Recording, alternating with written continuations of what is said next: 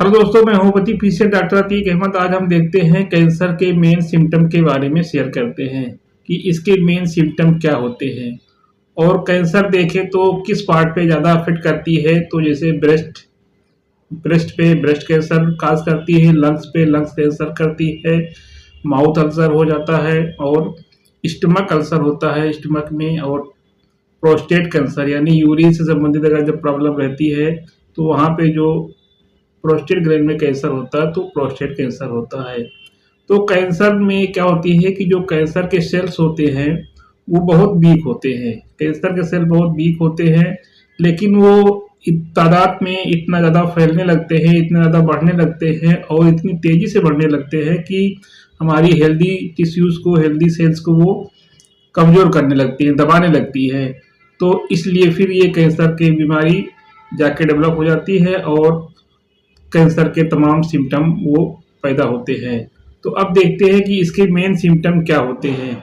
Main symptom अगर देखें तो इसमें अनएक्सपेक्टेड वेट लॉस होता है, यानी अनएक्सपेक्टेड होता है वेट लॉस, यानी इसमें बिना मतलब के कह लीजिए या उस समझ में नहीं आता है कि किस वजह से वेट लॉस हो रहा है, अनएक्सपेक्टेड हो जाता है। बहुत ज़्यादा वजन गिरने लगता है, बहुत तेज़ी से गिरने लगता है। तो यहाँ पे हम इसके बारे में भी डाउट कर सकते हैं, लेकिन हालांकि बहुत सी बीमारियों में जैसे ट्यूबरक्लोसिस में भी वेट लॉस होता है, उसमें भी बहुत तेज़ी से होता है। तो और भी बीमारी में होता है, लेकिन एक इसमें कैंसर के केस में भी वेट लॉस बहुत जो है ज़्यादा होता है और बिना कारणों से कारण भी नहीं समझ में आ रहा है कि क्यों इसमें जो है हमारा इतना वेट लॉस होता जा रहा है। तो एक सिम्टम ये होता है अनएक्सपेक्टेड वेट लॉस। दूसरा होता है क्रॉनिक फटीग। क्रॉनिक फटीग में क्या होता है कि इसमें जो है काफ़ी दिनों से पता लगा थकान थकान सा बना रहता है, थकावट सी लगी रहती है। इसकी वजह कई भी हो सकते हैं, कैंसर भी हो सकती है, ब्लड लॉस में भी हो जाता है, डायरिया हो रही काफ़ी दिन से, और भी कई कारणों से होता है। लेकिन एक कैंसर के केस में भी जो है क्रॉनिक फटीग बना रहता है। इसमें क्या होता है कि अगर वो कैंसर के सेल डेवलप हो रहे हैं तो वो तादाद में इतना ज़्यादा बढ़ने लगते हैं कि जो हमारी लिविंग टिश्यूज होती हैं उनको दबाने लगते हैं, उनको कम करने लगते हैं और बॉडी की सारी एनर्जी जो होती है वो ये कैंसर सेल लेने लगते हैं। तो इसकी वजह से फिर जो है हेल्दी टिश्यूज़ को हम ज़्यादा एनर्जी नहीं मिल पाती है, फिर हमारी बॉडी थकान थकान सी महसूस करने लगती है। तो काफ़ी दिनों से अगर थकान चल रहा है तो इसके बारे में हम सोच सकते हैं। तीसरे नंबर पर अगर देखें तो परसिस्टेंट पेन। अगर कहीं पे भी लगातार दर्द बना हुआ है जो ठीक नहीं हो रहा हो, रिकवर ना हो रहा हो, तो वहाँ पे भी ये डाउट में आ सकती है, ये इसके बारे में सोच सकते हैं।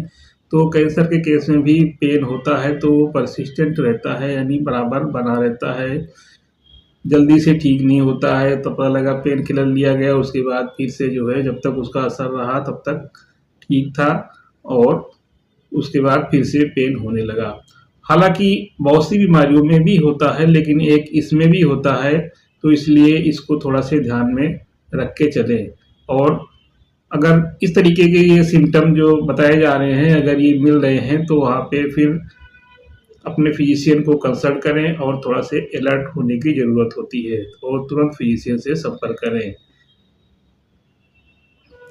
नंबर इसमें अगला सिम्टम होता है कि शरीर के कहीं किसी भी हिस्से में गांठ हो जाती है या सूजन हो जाती है।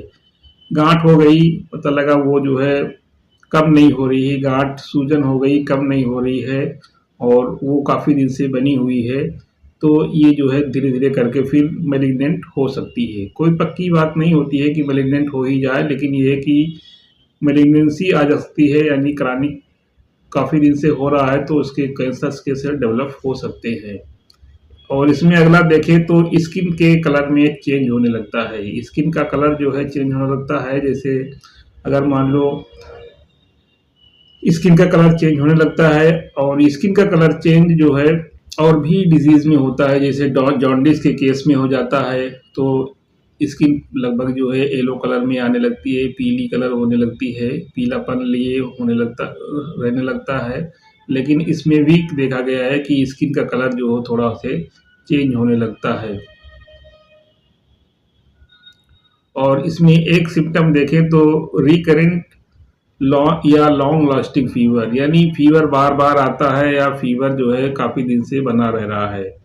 तो अगर ये भी सिम्टम मिल रहे हैं तो इसको अनदेखा ना करें, इसको थोड़ा से फिर जो है अलर्ट होने की ज़रूरत होती है। यानी लॉन्ग लास्टिंग फीवर, यानी बहुत दिन से फीवर बना हुआ है या जो है बार बार फीवर हो जा रहा है। तो हालांकि और भी काफ़ी बीमारी में होता है, ऐसा नहीं कि कैंसर में ही होता है, लेकिन कैंसर में भी ये होता है, थोड़ा से अलर्ट रहने की ज़रूरत रहती है।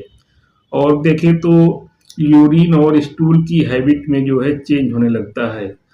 तो अगर देखें तो यूरिन की हैबिट में चेंज होने के मतलब कि जैसे पेशाब में बर्निंग होती है, अगर पेशेंट पानी कम पी रहा है तो पेशाब में दिक्कत होने लगती है, पेशाब बहुत तेज़ी से लगता है, एक बैग जाना पड़ता है। तो अगर ऐसी प्रॉब्लम सिम्टम आ रही है तो वहाँ पे प्रोस्टेट कैंसर के जो है डाउट मिल सकते हैं। स्टूल की हैबिट में चेंज अगर देखें तो जैसे पता लगा काफ़ी दिन से कॉन्स्टिपेशन बनी हुई है या बार बार डायरिया हो जा रही है, कॉन्स्टिपेशन या लूज मोशन अल्टरनेट होता है, तो इस तरीके के ये सिम्टम भी जो है इसके अंतर्गत आते हैं। तो दोस्तों अगर ये सारे सिम्टम मिल रहे हैं तो कैंसर से डरने की ज़रूरत नहीं है। तुरंत जो है तुरंत अपने फिजिशियन को सलाह लेने की ज़रूरत है, अपने फिजिशियन को दिखाने की ज़रूरत है। और अगर कैंसर डिटेक्ट भी हो रहा है तो उससे जो है फेस करके ट्रीटमेंट कराने की ज़रूरत है। टाइम पे ट्रीटमेंट कराने की ज़रूरत है, उससे डरने की ज़रूरत नहीं है। और टाइम रहते अगर पहले से अलर्ट पता चल जाता है तो इसका ट्रीटमेंट में काफ़ी जो है आसानी हो जाती है। नहीं तो लास्ट स्टेज में पता चलने पे फिर जल्दी से कुछ उसमें नहीं हो पाता है।